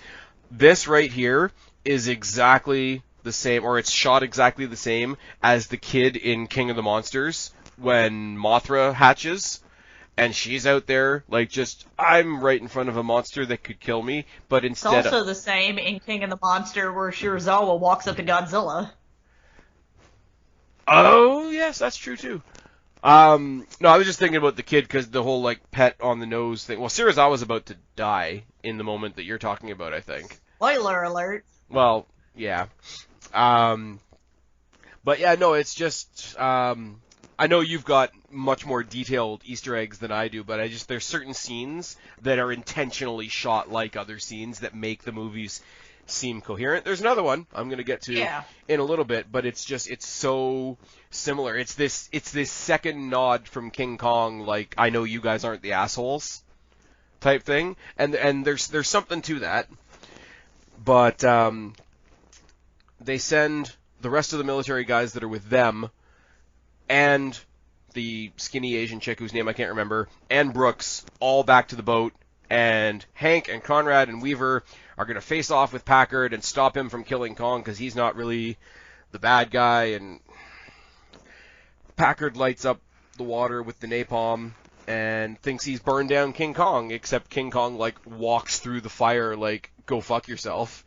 And not only that, but then he, like, my favorite part of this whole thing is when he walks through the fire and everything, and then he takes his hand and splashes it through the water and, like, throws the napalm onto somebody here, like, bitch, see how it feels like. But eventually, and talk about one movie to the next, we have the Godzilla moment where King Kong collapses. Oh God, what are we gonna do? King Kong's dead, except he's not. Packard's men basically realize that he's wrong because he wants to set off more bombs so that the Skullcrawlers will come and finish off Kong. Big standoff between all of them, and the young guy whose name I can't think of right now actually turns his gun on Packard for the first time, and it's just like, all right, whatever, because he's got the detonator in his hand. That standoff sort of goes nowhere because the big one arrives, and Kong wakes up, and Packard is about to, he does that Samuel L. Jackson thing, die you mother, smack. He just, Kong... He does, he crushes Samuel L. Jackson, and it's awesome. To the point where we backed up the video and watched it again. But you know what it is? That's not even a death. That's just a King Kong is done with your shit. But yeah, we get the announcement, or we get the arrival, of the big one, and this is where we get into the fight. This is where we get, very much like Godzilla, where the humans have figured out who the good guy monster is, so they're shooting bullets at the Skullcrawler because that's super effective. But the one guy, and this is where you get the little mini story arc that sort of comes out of nowhere. The rest of them are going for the boat. The rest of them are trying to escape. My favorite guy. Cole is there. He's like, yeah. There's a scene in the movie where he talks about how he carries an AK-47 and instead of he has an M16, but he uses an AK-47 instead because he took it off of somebody. And it's like, they weren't really my enemy until I made them my enemy, but if they come back, I've still got their gun. Yeah. And he also has the really bad way that his mom told him the story about the lion, the thorn, and the mouse, or whatever. And it's like, oh, they all became great friends. Yes, the mouse pulling the thorn from the lion's paw, and then in his version, the mouse kills the lion with it. Yeah, it's kind of bad. But he tries to have his, big emotion... In a way, you kind of want to slap the movie at this point for trying to wring an emotional moment out of what is now clearly a monster fight.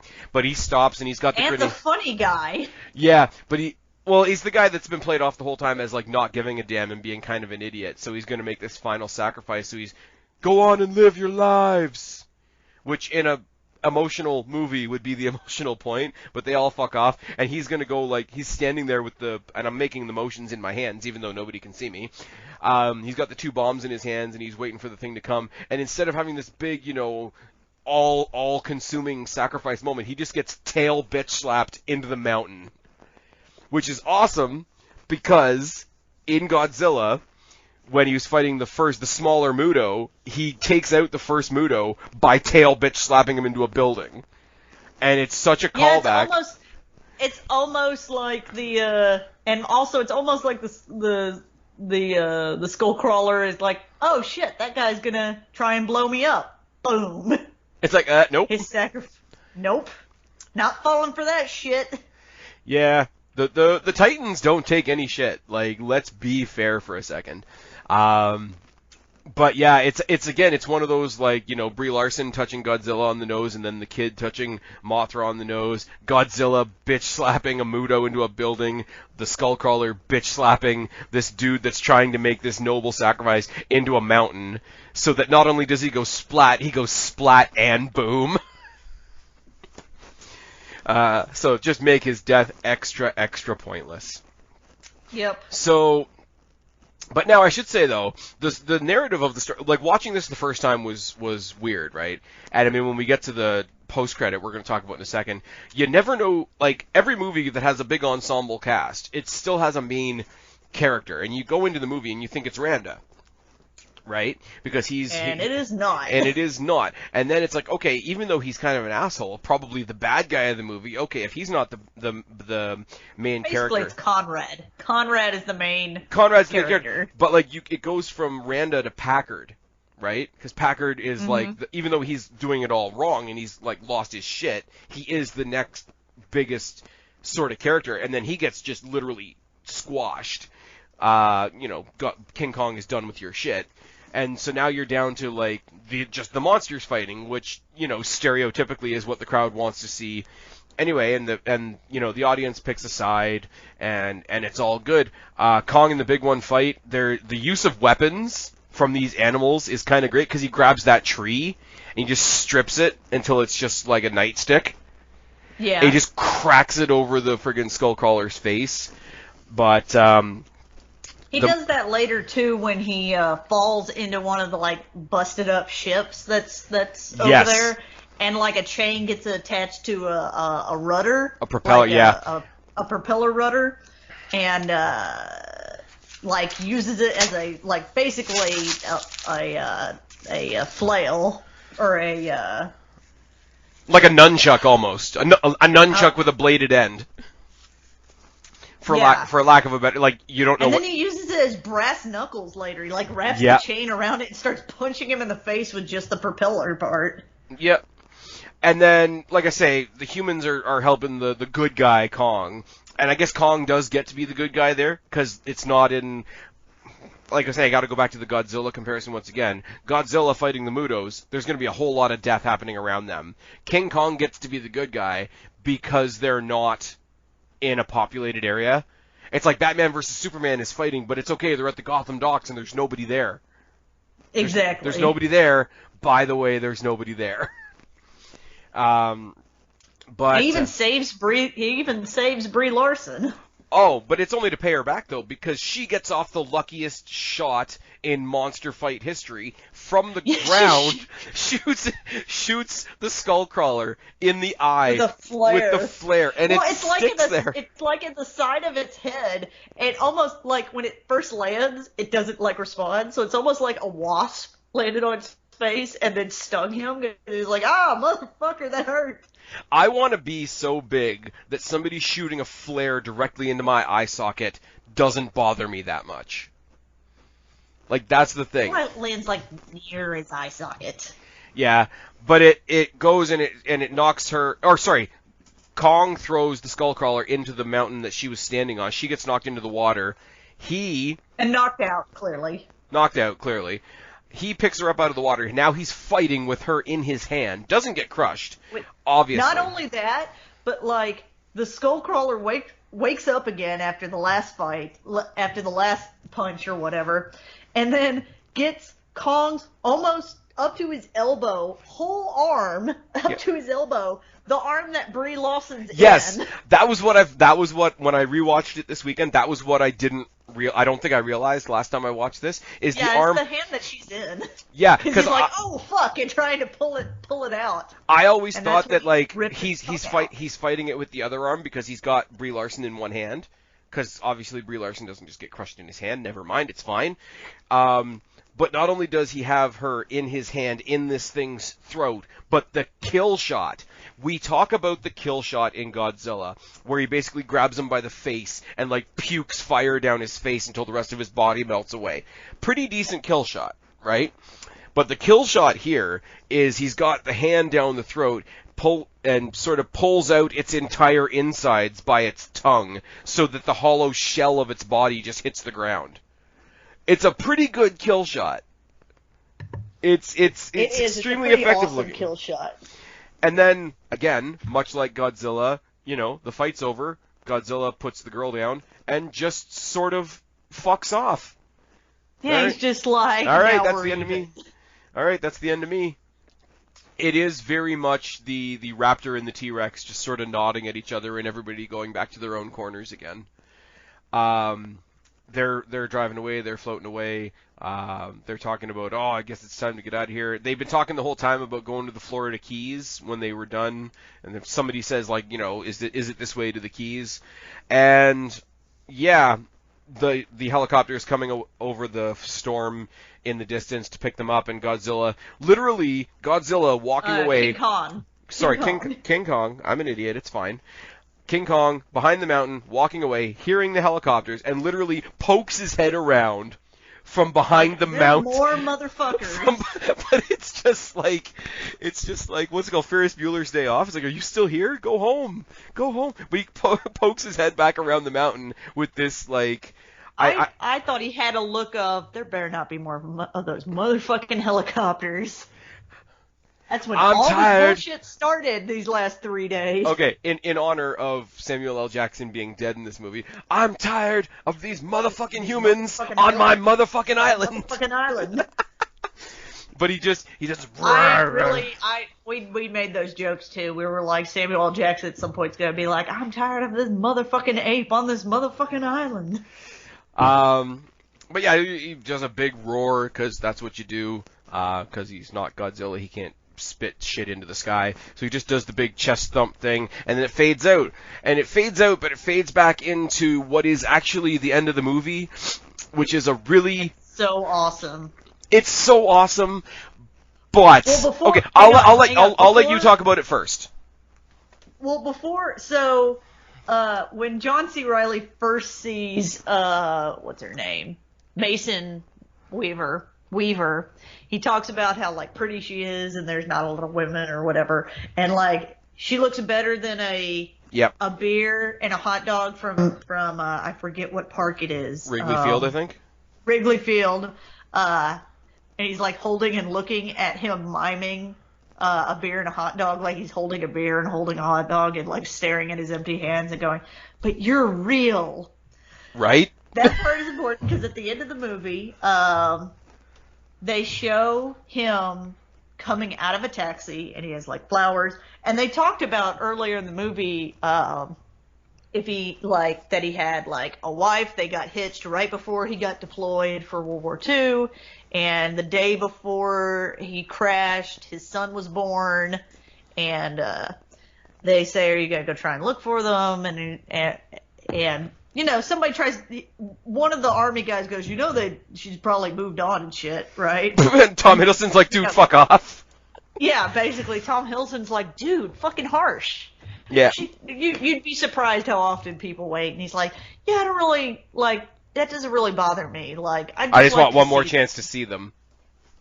Like, I just like one more chance to see them." Well, his whole thing was, and I think I'd be okay with that. She was pregnant when he deployed, so he's like, "I've got a full-grown man out there that I've never even met," like talking about his son, and he just talks about like, I just like a chance to meet him. And they do this thing, right? And I don't want to sound... And it looks like it's on, like, old, like, camera reel film. Right. Now, this is a really nice scene, so I want you to say anything nice that you want to say about this scene before I come along and be an asshole.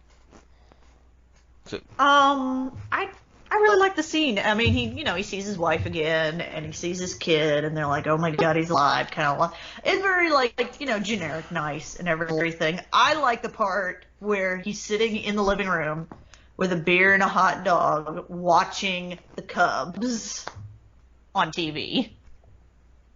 Okay, fair. That was my favorite. That was my favorite part. I know the emotional part. He's he meets his kid and whatever, but like that was like.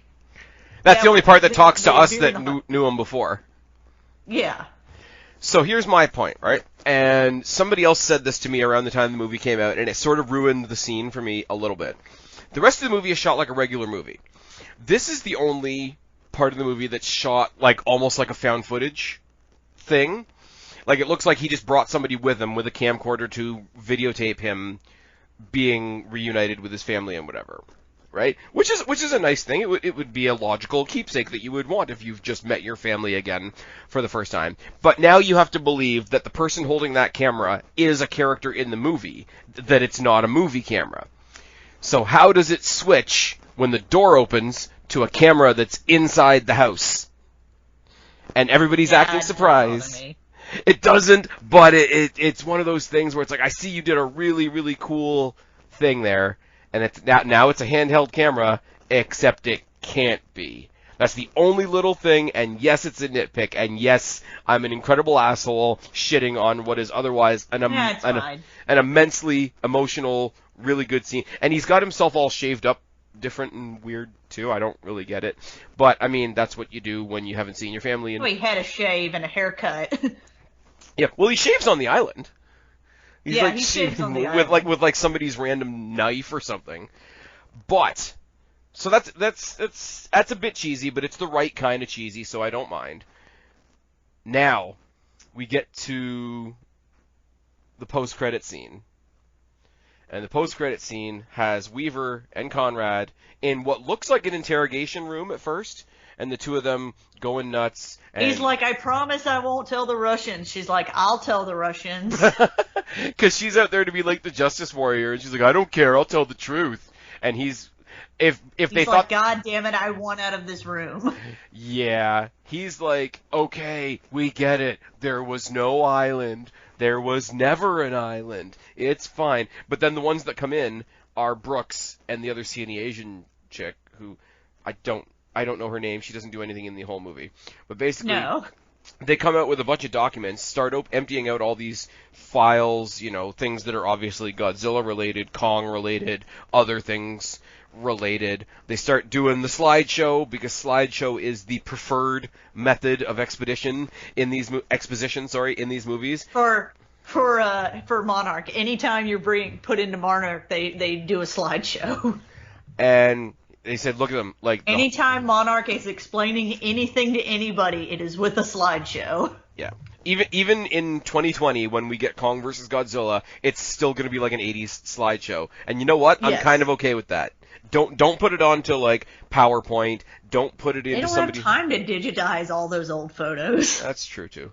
But basically, there's more out there. What you don't know is the island was just the beginning. Kong is not the only king. Welcome to Monarch. And then the last couple of shots are various monsters from King of Monsters, like I can't think of any other names. You know the names better than I do.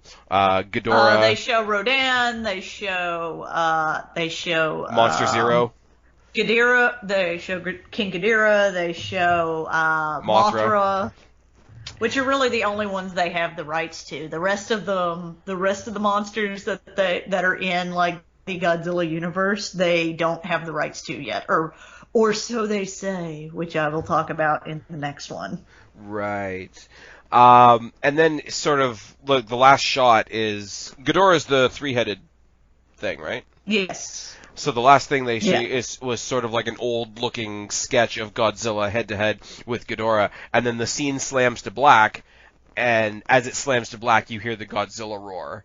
And there is, like, it's absolutely, like... You almost, because it's very Avengers-like with crossing the movies and everything, you almost want it to be like King Kong will return in the next... Yeah, it's so sequel baity, but it's in all the right But ways. really, it's sequel baity at the very end of the movie. Other than the Monarch thing, they never like, there's never like a big lot of like, there's a bunch of other shit out there. Other than John Goodman's character being like, monsters are real.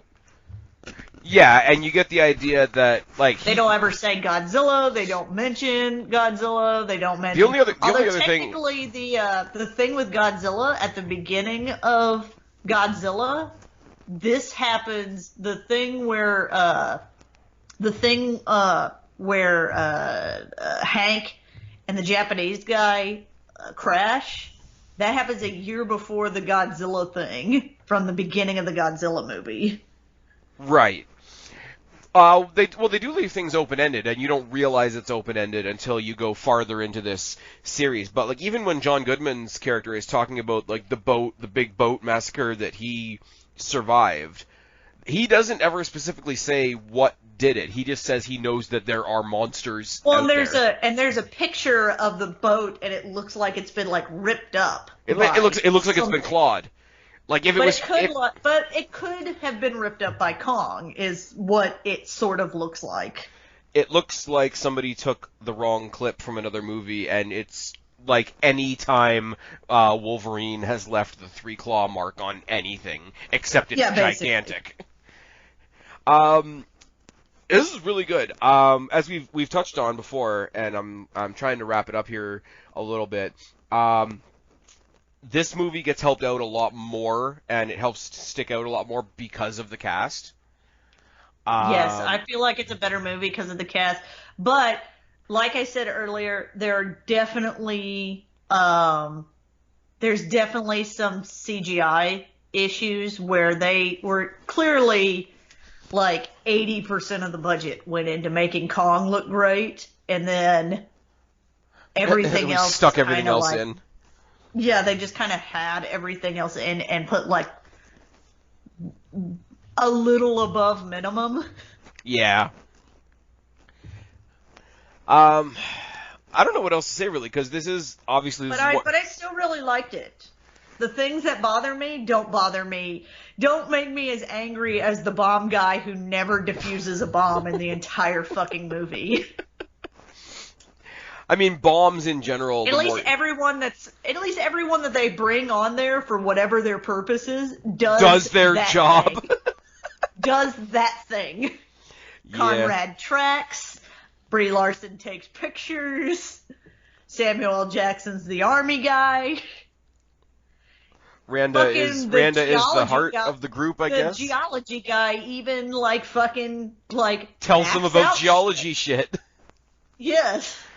You know, the subterranean guy Brooks gets to tell his Hollow Earth thing. And they all do the thing that they're supposed to do. And it's funny because even if it is the bare minimum of the thing they're supposed to do, they do that thing. Yes. And it's funny because you look at something like Brooks with the Hollow Earth theory, and the Hollow Earth theory would definitely contribute if you're watching this movie and you look backwards to Godzilla.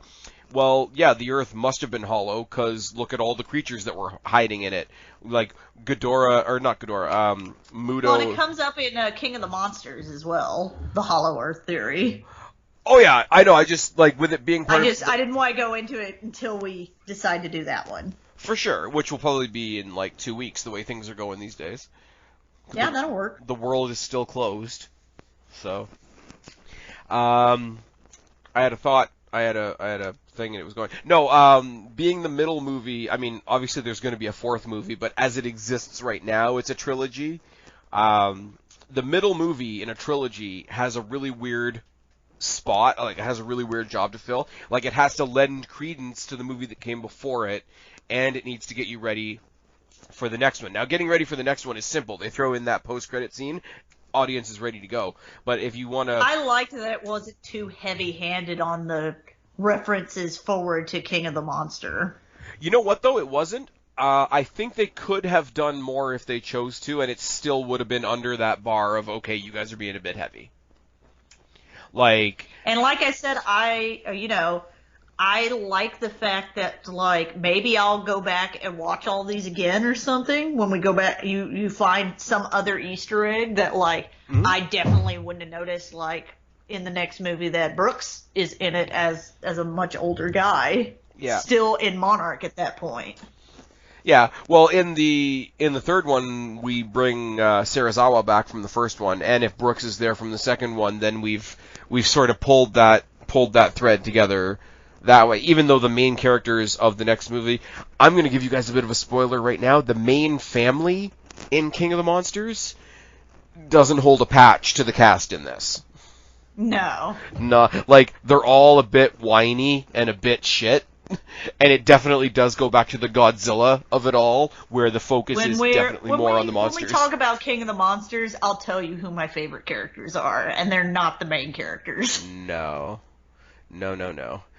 But like I say, to set up for that next movie, it did that with the post-credit scene in a very, very obvious way. But in slight little ways, like Brooks mentioning the Hollow Earth theory, you can look backwards at Godzilla and be like, oh, I guess that's... If he had been there to tell them about the Hollow Earth theory, they might have known that there was monsters there. So it does its job. It does its job incredibly well. And I've said the cast is better in this. The more enjoyable movie overall, I'm probably going to say, is King of the Monsters, just because there's a lot of, boom and flash and ooh and ah in that movie. It has what you want in a monster movie, which is more monsters fighting and wrecking shit. Right. But if this cast was in that... The cast is much better than in both the other movies. Yeah. I'm not going to lie, I wish there were more. Like I say, I didn't realize the Brooks thing. Thanks for pointing that out to all of us. I wish there were more characters that carried over into the third one. Even if we just got, say, Conrad from the first one and Ford Conrad from this one and Ford from the first one. Make up something dumb like the government is getting together an advisory board and we want everybody that's ever dealt with these before, and there's your built-in reason to like sort of pick whatever cast members you want. They don't do as much of that as I would like in the third one, but hopefully that's going to happen in the fourth. I really don't have anything else to say. In the meantime, as I said, programming note, I'm going to be putting up some of the older reviews. This is going to go up this Tuesday. Obviously, you guys are listening this Tuesday right now. The following Tuesday, I'm going to be re-uploading our review of Captain America Civil War, which is actually an Avengers movie. The sound quality. It is not an Avengers movie. I'm going to give It's one of the few reviews that we are like. I feel like both of us are like very different opinions on. Which is fine. And but ultimately that comes down to you like Cap and I like Iron Man. Yeah. I will say to anybody that's going to be listening next week, I did rip this from an old Google Hangout. I did try to clean up the sound as best I can. It still isn't the greatest, so maybe listen. You can only do so much. Yeah, maybe listen at your own risk. There's a couple others me and Kristen have talked about that I actually did over on your channel way back in the day. So back when it was on my show and it was called Movie Recap. Back when it was Movie Recap, so it'll actually be Kristen hosting and me not talking nearly as much as I do now. We got Suicide Squad there, and you're gonna try and find the audio from Jurassic World. I am. I'm gonna try to. I think it's still up on my old SoundCloud. Well, that's good. Anyways, so I might try and get it off that. So now you guys are just listening to us having our production meeting, which I'm sure is enthralling. Yeah, basically. For all of us. Anyways, I don't really have much to say about this other than it's really good. The cast is awesome, and Marvel has entered the monster. It's good for what it is. It's good for what it is. Anyways, is probably the best version of what it could be. Tell them where to find you. You could find me on Twitter at BlackCatFeline. You can find me on Instagram at BlackCatFeline, but it'll mostly be pictures of cows and baby goats. I mean, that's something we can use. Those are things we need. Those are things we need in these times. Those are hashtag essential. Hit either of us up on Twitter or Facebook if you're looking for people to talk to. These are still some pretty shitty times that we're in. I hope you guys are all doing okay. I really do thank you for listening. If you guys want to find me, at SpazPhoenix1 on Twitter, at SpazPhoenix on Instagram. The Spaz Phoenix Podcast Facebook group is up and going, even though I haven't put very much on it. And if not, you can always come leave a comment here, join the conversation about whatever we're talking about at the time. But for now, I've been Spaz, she's been Kristen, this has been Flix Fix, there we go. Subscribe up there, talk down there, start a conversation, keep all these conversations going. Don't be a stranger, we'll talk to each and every last one of you later, but for right now, myself and Kristen, we are out of here, guys. We'll talk to you later. Bye, guys. Don't